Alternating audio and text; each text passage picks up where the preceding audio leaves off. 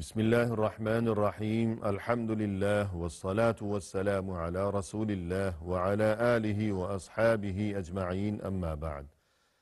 ناظرین کرام السلام علیکم ورحمۃ اللہ وبرکاتہ۔ شرح الادب المفرد کے عنوان سے اس پروگرام کے ہمراہ ہم آپ کی خدمت میں حاضر ہیں، اور اس سے قبل گزشتہ نشست کے موقع پر ہم پڑھ رہے تھے امام بخاری رحمہ اللہ کی یہ کتاب الادب المفرد۔ اس کتاب میں باب نمبر 137 کہ جس کا عنوان قائم فرمایا ہے امام بخاری رحمہ اللہ نے باب الشح، یعنی بخل اور کنجوسی کس قدر ناپسندیدہ ترین چیز ہے دین اسلام کے نزدیک۔ اس بارے میں کچھ تذکرہ کیا گیا ہے ان احادیث مبارکہ میں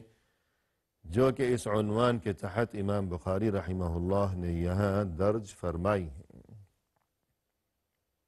اور اس سے قبل ناظرین کرام ہم نے یہ تذکرہ بھی کیا کہ الشح کے معنی عام طور پر یہی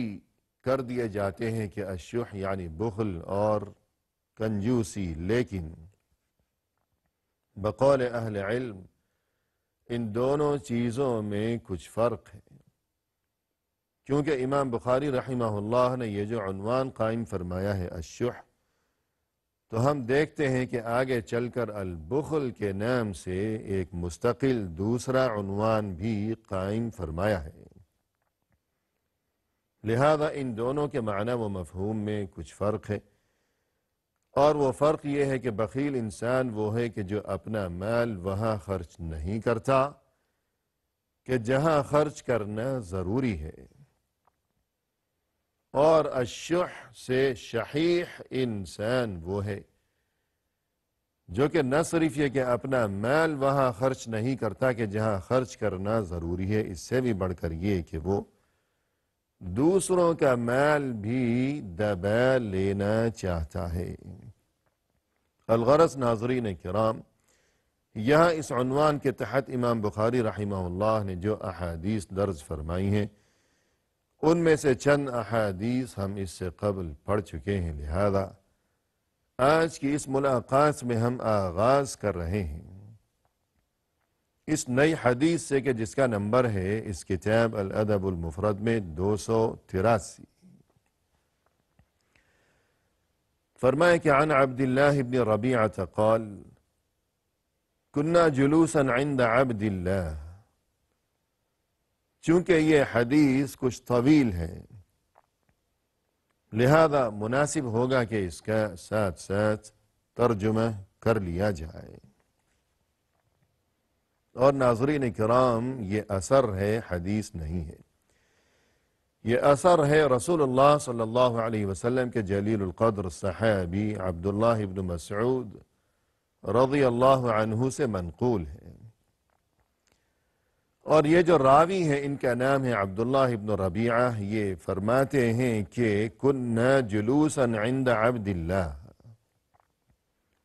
کہ ایک بار یہ صورتحال پیش آئی کہ ہم عبداللہ کی مجلس میں حاضر تھے، عبداللہ کے پاس بیٹھے ہوئے تھے، یعنی عبداللہ ابن مسعود رضی اللہ عنہ کی خدمت میں ہم حاضر تھے، تو وہاں یہ واقعہ پیش آیا کہ فَذَكَرُوا رَجُلًا فَذَكَرُوا مِنْ خُلُقِ، وہاں اس محفل میں لوگوں نے کسی شخص کے بارے میں تذکرہ کیا، اور اس کے بارے میں جب کچھ گفتگو چلی تو لوگوں نے اس کی بد اخلاقی کے بارے میں بھی کچھ گفتگو کی کہ وہ بد اخلاق قسم کا انسان ہے، کہ اس کی عادتیں اچھی نہیں ہیں۔ فقال عبداللہ، اس کی بد اخلاقی کے بارے میں لوگوں کی زبانی گفتگو سننے کے بعد اور یہ باتیں سننے کے بعد عبداللہ ابن مسعود رضی اللہ عنہ جو کہ صحابی ہیں، انہوں نے یوں فرمایا ارأیتم لو قطعتم رأسه اکنتم تستطیعون ان تعیدوه، ذرا مجھے یہ تو بتاؤ تم کیا سمجھتے ہو اگر تم اس کا سر کاٹ ڈالو، اس کا سر تن سے جدا کر دو، کیا ایسا کرنے کے بعد تم اس کے سر کو دوبارہ اصلی حالت میں لا سکتے ہو؟ کہ سر قلم کر دیا ہے، تن سے جدا کر ڈالا ہے، تو کیا اب تم دوبارہ اسے اس کے جسم کے ساتھ جوڑ سکتے ہو؟ قالوا لا۔ یہ بات سننے کے بعد لوگوں نے یوں جواب دیا کہ نہیں، یہ کس طرح ممکن ہے کہ کسی کا سر قلم کر دیا جائے، تن سے جدا کر دیا جائے، پھر اسے دوبارہ جوڑ دیا جائے کہ جیسے کچھ ہوا ہی نہیں؟ یہ تو ممکن ہی نہیں ہے۔ قال فَيَدَهُ، یہ جواب سننے کے بعد عبداللہ بن مسعود رضی اللہ عنہ نے فرمایا کہ اس کا ہاتھ، یعنی سر کے بارے میں تو تم نے یہ جواب دیا ہے کہ ایک بار اگر کسی کا سر قلم کر دیا گیا تو اسے دوبارہ وہاں جوڑنا ممکن نہیں ہے، تو اب یہ بتاؤ کہ اگر کسی کا ہاتھ کاٹ دیا گیا ہو تو کیا اسے دوبارہ وہاں جوڑنا ممکن ہوگا؟ قالوا لا۔ پھر انہوں نے وہی جواب دیا کہ نہیں، یہ تو ممکن ہی نہیں ہے کسی بھی صورت۔ قال فرجلہ،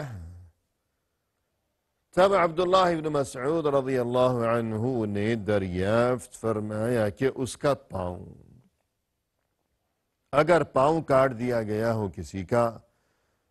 تو کیا دوبارہ اس پاؤں کو جوڑا جا سکے گا؟ قالوا لا، وہ کہنے لگے کہ نہیں، ہرگز نہیں جوڑا جا سکے گا، کٹ گیا تو کٹ گیا۔ قال فإنكم لا تستطيعون أن تغيروا خلقه حتى تغيروا خلقه۔ یہ جواب سننے کے بعد یعنی سر اگر کاٹ دیا گیا ہے یا اسی طرح ہاتھ کاٹ دیا گیا، پاؤں کاٹ دیا گیا ہو کسی کا، تو اب دوبارہ جوڑنا، اصل کیفیت میں لانا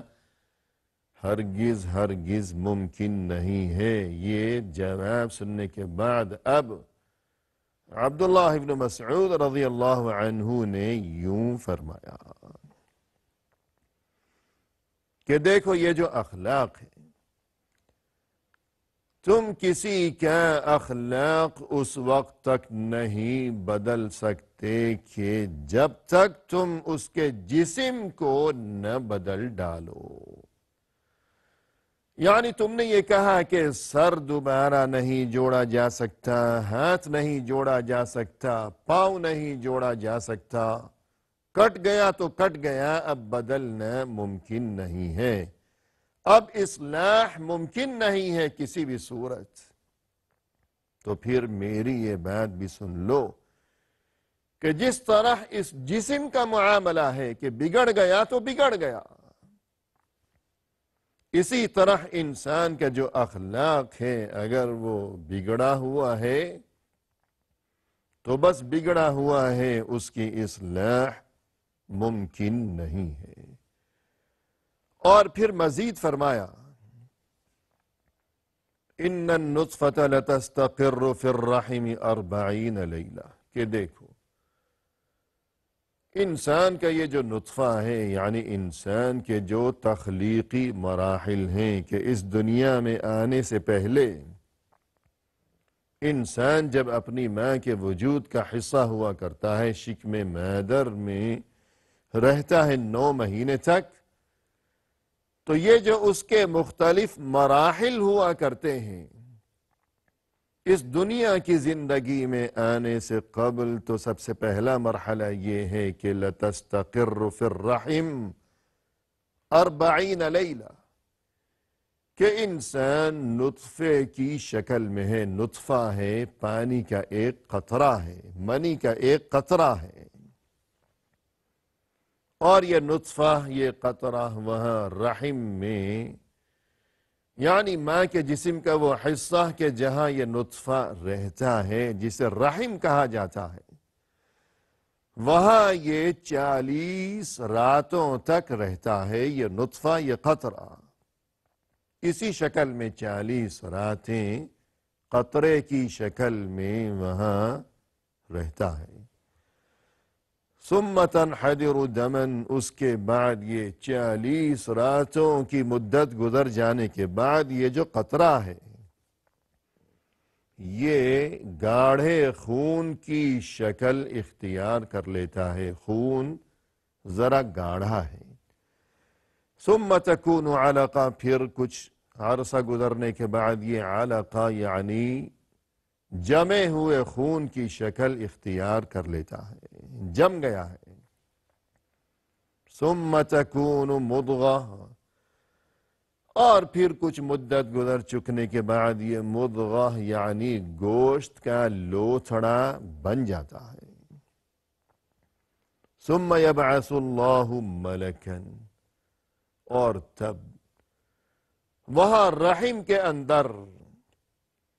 اللہ کی طرف سے ایک فرشتے کو بھیجا جاتا ہے،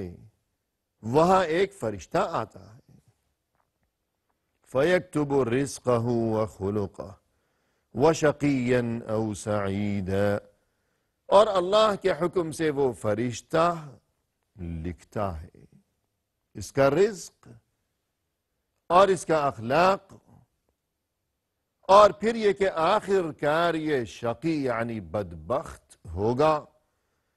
یا سعید یعنی خوشبخت ہوگا۔ یہ باتیں وہاں لکھ لی جاتی ہیں، انسان ابھی اس دنیا میں آیا بھی نہیں ہے۔ روح پھونکنے سے قبل وہاں شکم مادر میں یہ سب کچھ لکھ دیا گیا، رزق، اخلاق، اور یہ کہ یہ بدبخت ہے یا نیک بخت ہے۔ الغرض ناظرین کرام، عبداللہ ابن مسعود رضی اللہ عنہ یہ سمجھانا چاہتے ہیں کہ یہ تمام چیزیں یہ تو لکھ دی گئی ہیں کہ جس طرح رزق لکھ دیا گیا کہ انسان یعنی دنیا کی زندگی میں اگر کسی کے پاس رزق زیادہ ہے، مالدار انسان ہے، خوشحال ہے، فراوانی ہے، یا اس کے برعکس کوئی پریشان حال ہے، مسکین ہے، فقیر ہے، تنگ دست ہے، تو ہمیں غصہ نہیں آتا، ہمیں کیا لینا دینا۔ اگر کوئی مالدار ہے تو ہمارا اس بات سے کیا تعلق ہے، اور اسی طرح اگر کوئی فقیر ہے، مسکین ہے، یہ تو نصیب کی بات ہے۔ لہذا جب یہ نصیب کی بات ہے تو ہمیں اس پر غصہ نہیں آتا کہ مالدار کیوں ہے یا غریب کیوں ہے۔ تو اسی طرح